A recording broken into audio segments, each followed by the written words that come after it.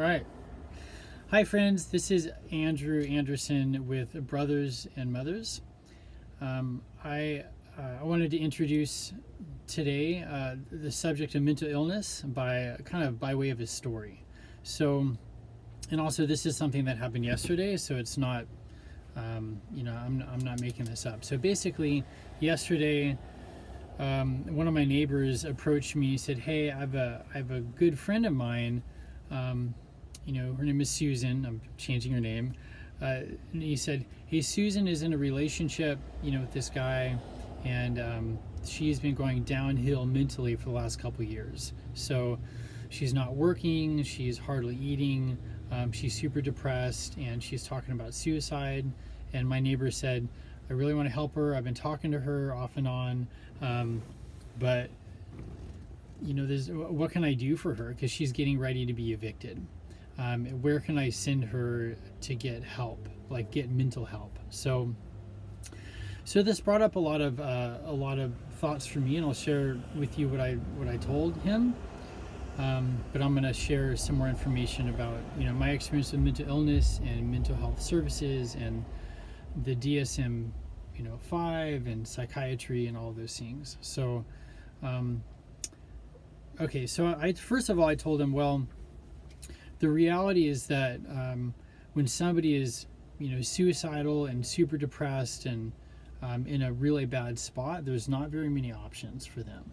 So one would like to think that there is some sort of like a somebody on a white horse that can run in and kind of save them, and kind of put their life back together, but usually it's not that simple. So the options for Susan, if she really is to that point where she is so she's not eating, she's just maybe drinking all the time, or so lethargic she can't even get out of bed, and she's talking about suicide, there's two options. So this is what I told my neighbor. I said, number one is you call the mental health evaluation team. So the mental health evaluation team is a county funded team that you can call this hotline, and I'm gonna share the number at the end. But basically this team, they're a small team. I don't know how many there are. There's like maybe 3 or 2 or 3 that are available on any night.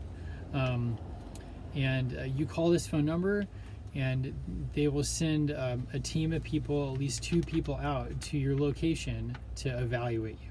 So, but the criteria that I told my neighbors is super important. So in essence, a person like Susan would have to be so mentally fried, so mentally damaged, that she would have to be a harm to herself or to others. That means like she's got to be bleeding in some capacity, or she has had to make somebody else bleed. It really has to be that extreme, or they won't come. And sometimes even if somebody is in a really bad space where they might have a plan, and they might have some sort of an item like a razor blade or a gun or a knife or something like that, and they're saying they're going to use it, the team might just say, hey, if they're really bad off like that, they might say, well, hey, call 911. And then but the problem with that is that many officers are not trained to deal with mental health emergencies and crisis. And over the last 5 years, officers are becoming, they're taking more trainings, they're being forced to do more training. So, but it's a crapshoot. You might have an officer who's really thoughtful and can see that somebody might be, paranoid schizophrenic, and it's not drug related, or, you might see that, but with 911, you never know what you're going to get. So if you have somebody who's, again, this is Susan, who's in really bad shape, ready to get kicked out of her house by her boyfriend, no job, no money. If they're just suicidal, the mental health evaluation team will probably not come out. So that's one option, is somebody can call, be like, hey, call this hotline, the mental health evaluation team, and tell them their situation, and they might come, they might not. So another option, this is what I told my neighbor, is to, by the way, I'm in my 1960 Ford panel truck, hanging out, having an oat milk chai here in San Luis. So with 3 kids, my wife, and multiple jobs, I have to take any time I can to do stuff like this. So, okay, back to Susan. So, Susan, her other option is to go to the local emergency room. So here in San Luis, the local emergency room would be Sierra Vista, here in SLO, or French Hospital. So if she goes to the emergency room, she would have to say a few key things to be admitted. So to be admitted, she would have to say that she has a plan. She would say, yes, I'm going to kill myself, and I have a plan. I have a weapon at home, like a knife or a razor blade, and I'm going to use it if you don't take me in. So she would have to say that, and she would have to say that she has a plan, and that she has to have a plan, and she has to be ready to use that plan with the weapon.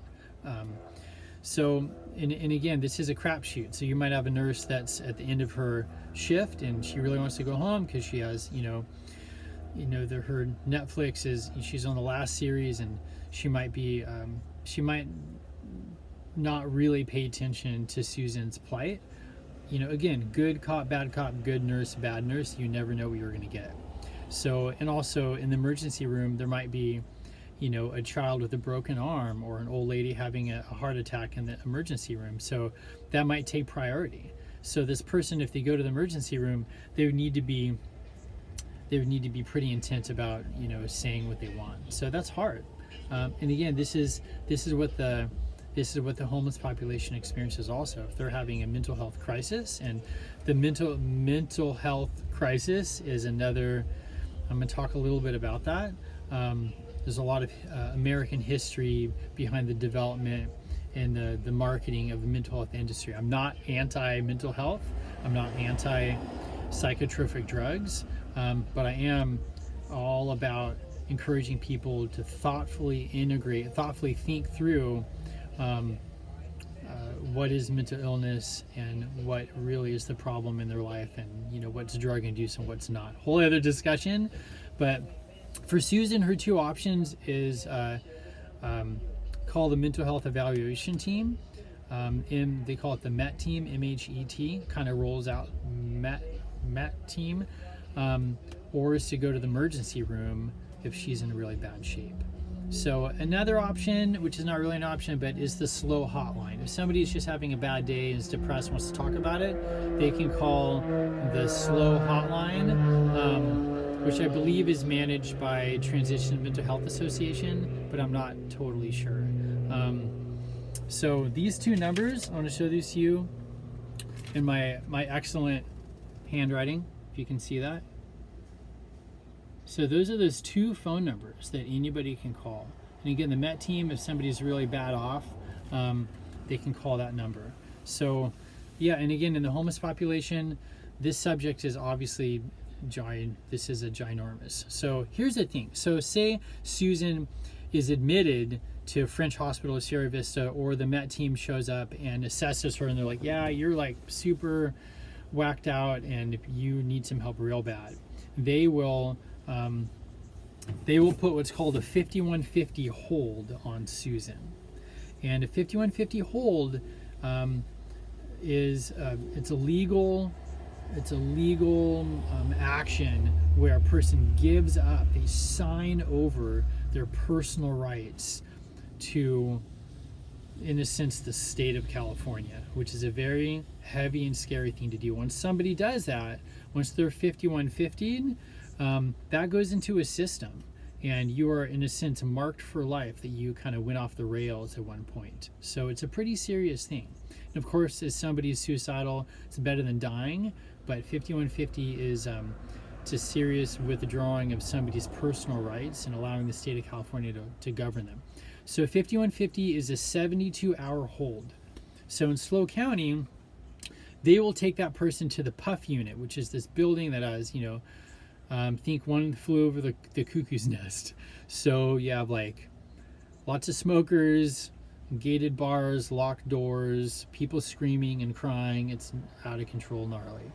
So they will go to that place for a 72-hour hold where a psychiatrist and their team will evaluate you and determine whether or not to send you like whoosh, to an institution out of the county. So it's not ASH. Atascadero State Hospital is a long-term psychiatric facility, but if you're 5150 here in the county, you'll have the evaluation period, then you'll be sent somewhere else for like a 2-week vacation where you'll be locked up, and you'll have a psychiatrist kind of and a case manager and a bunch of other people trying to help you.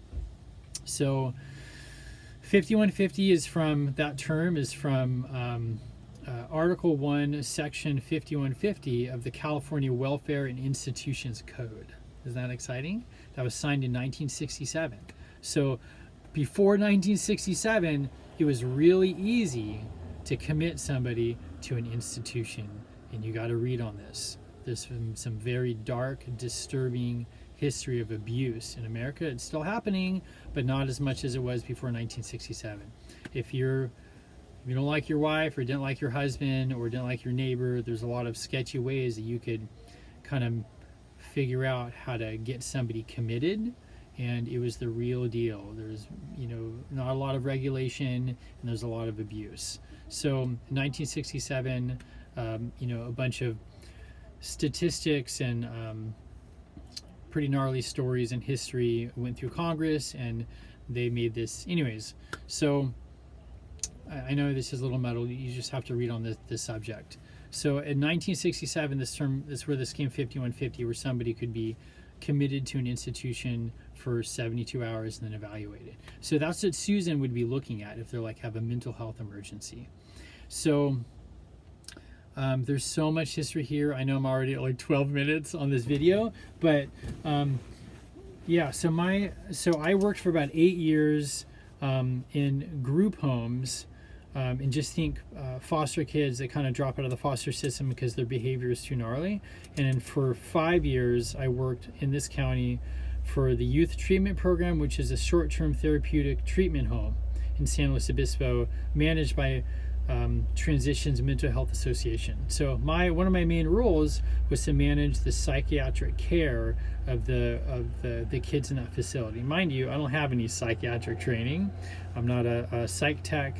And I have a lot of training in other areas, but I worked with a therapist to help these kids, and I've been in dozens and dozens of hours of psychiatric evaluations with these kids that I really cared about, 12 to 18, and taking them to their psychiatric appointments, where these doctors would spend very, very little time,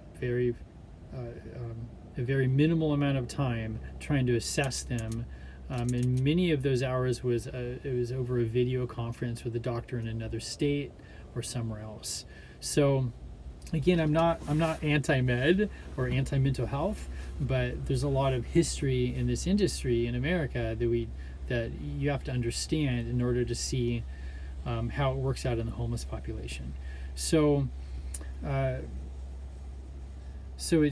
for another piece of information is that for years, if somebody was having mental health issues like depression or schizophrenia or bipolar, or however you want to define those, and maybe they're using drugs and alcohol, which is a lot of people in the homeless community are, upwards of 80% of people in the homeless community are either involved in some sort of addiction or abuse of drugs and alcohol, and upwards of 60% are involved, have some sort of diagnosable mental illness. So it's a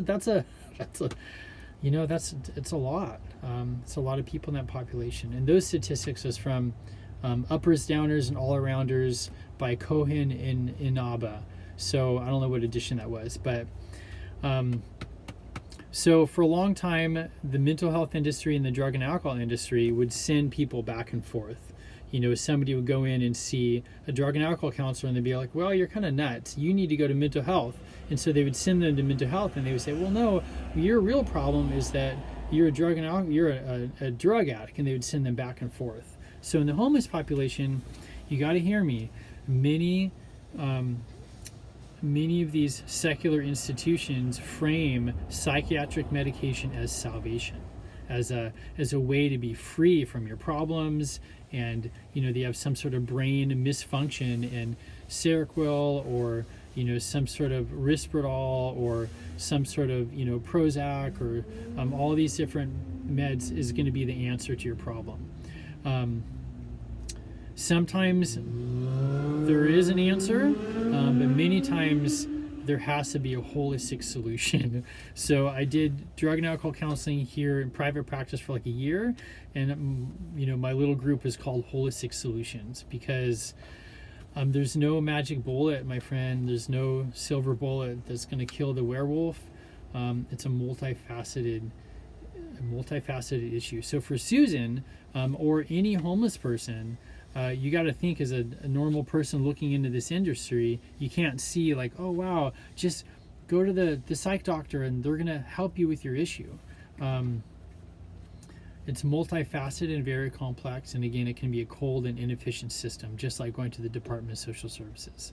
So my encouragement to you guys as our volunteer team is to read on this subject of the development of the mental health industry here in America, because a lot of people that are on the street have tried mental health medication and they don't like the side effects, and they'd rather just medicate through marijuana, or through just keep doing heroin or methamphetamine or a bunch of other drugs, instead of submitting themselves to the supposed professional help of a psychiatrist.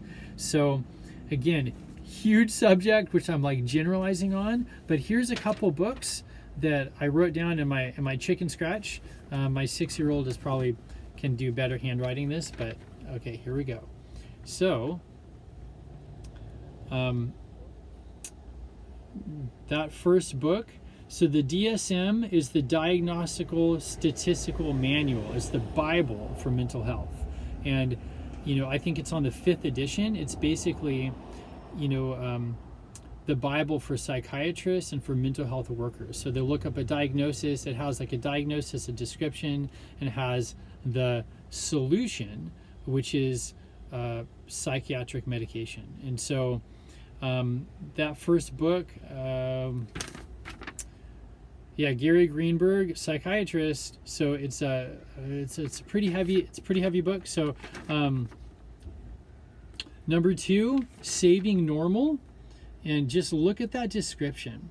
So, and the reality is that the pharmaceutical industry and the psychiatric industry in America are in bed together. It's $1 billion industry. And again, I'm not like totally anti-med and like, just, accept Jesus Christ and your schizophrenia will go away. And, if you follow Jesus, everything's going to be okay. No, if you're a heroin addict and you get saved, you're still physically addicted to heroin, bro. So you're going to have to deal with that. And our brains are super complex, but I am going to say my goal is to just make things a little more complicated. But also you got to understand that the mental health industry can be framed as a religion. So there's you have priests, which are the psychiatrists. You have God, which is the big pharmaceutical industries and the makers of the DSM-5, and then you have the little people running around that are evangelizing, saying, hey, my life was all messed up, I had no peace, I was a drug addict, and then I started taking Seroquel or Prozac and started going to mental health support groups, and now everything is okay. So in America, it's framed as it can be framed as a religion. So and then here's just a third book, right, the truth about the drug companies.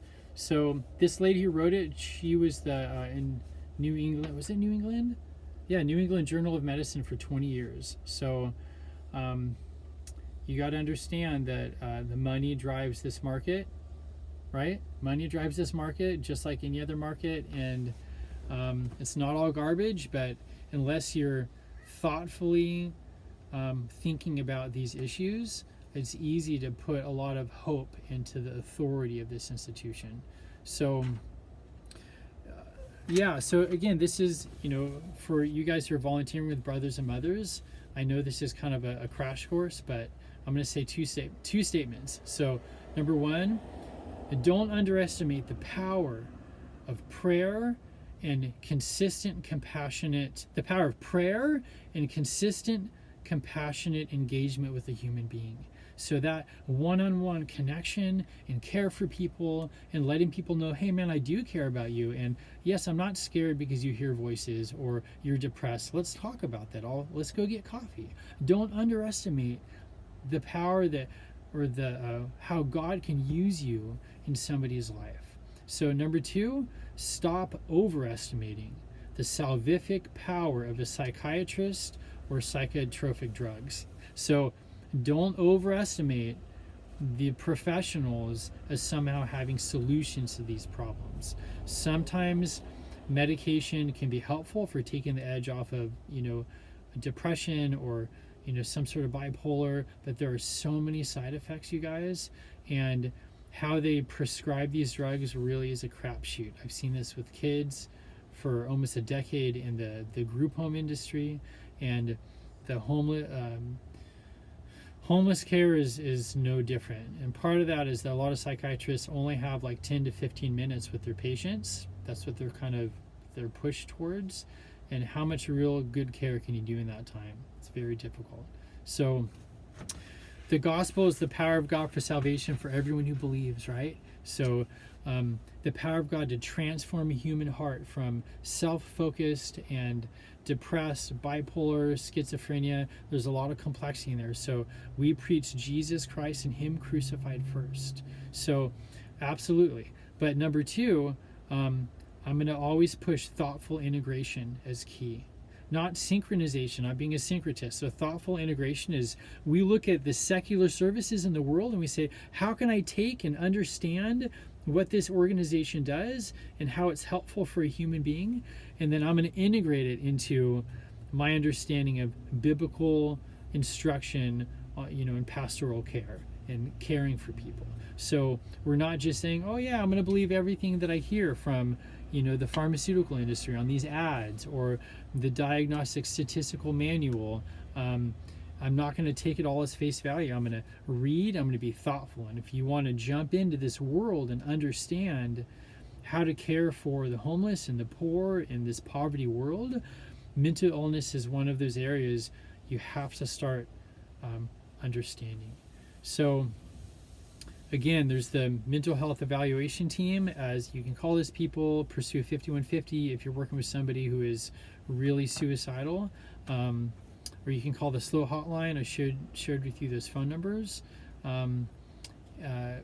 But if you're engaged with somebody who is suicidal or talking about that, don't be scared and just think about a professional. Immediately make eye contact, slow down, let them know that you're listening, and just let them know, hey, I'd love to hear more about it. It's a scary thing to say to somebody because you don't know what you're going to hear, but there is so much power in just compassionate engagement with a human being. So thoughtful integration, don't be a syncretist and just accept everything that you hear from the professionals.